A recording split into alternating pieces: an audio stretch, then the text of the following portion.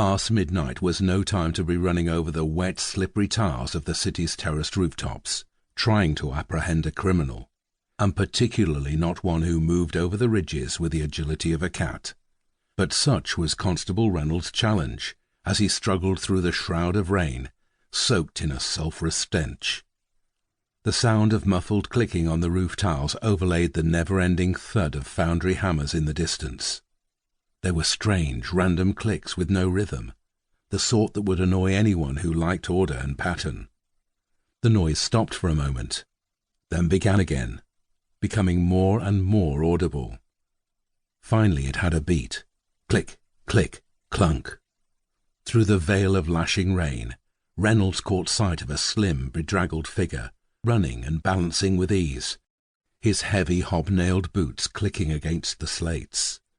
The figure stopped to catch his breath, and looked back at Reynolds struggling behind him, the flickering light from the constable's torch bouncing erratically round.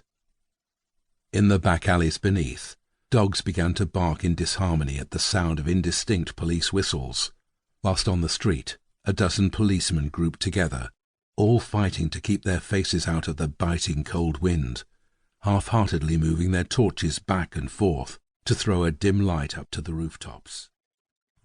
"Come on, Mr. Belling," muttered Tom, scrubbing his hands harshly with carbolic soap, and glancing at Walter, who now gave the occasional moan. Drying his hands, he announced his intention. "Right, we can't wait any longer.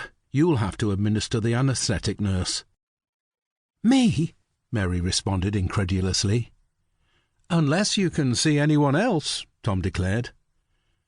"But, Mr. Sharp, I haven't any skills in such matters," she answered with trepidation. "It's quite simple," he said, handing her the leather bag and face mask. "Don't worry, I'll talk you through it step by step." He then proceeded to cut away at Walter's shirt and inspected the bruise. Quite a trauma. All right, mask on, and a gentle squeeze." He carried on.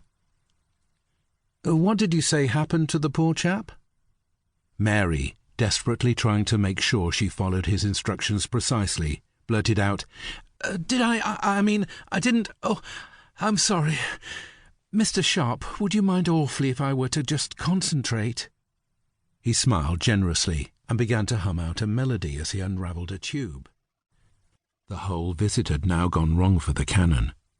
What better way, he thought, to get hold of Walter's locket than under the pretence of Walter having stolen it from someone he knew?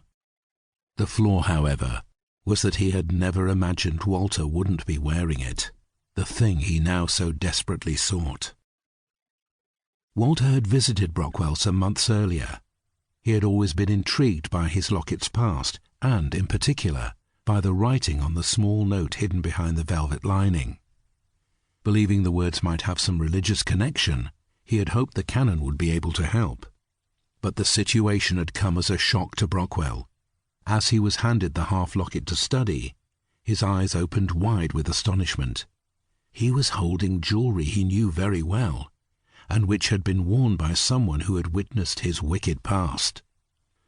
Whilst the words on the piece of paper would make no obvious sense to other people, they did to him, and he was worried that Walter would somehow unearth their meaning.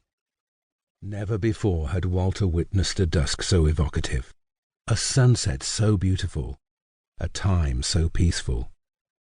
He watched the golden ball of fire slowly melt into a perfect still sea.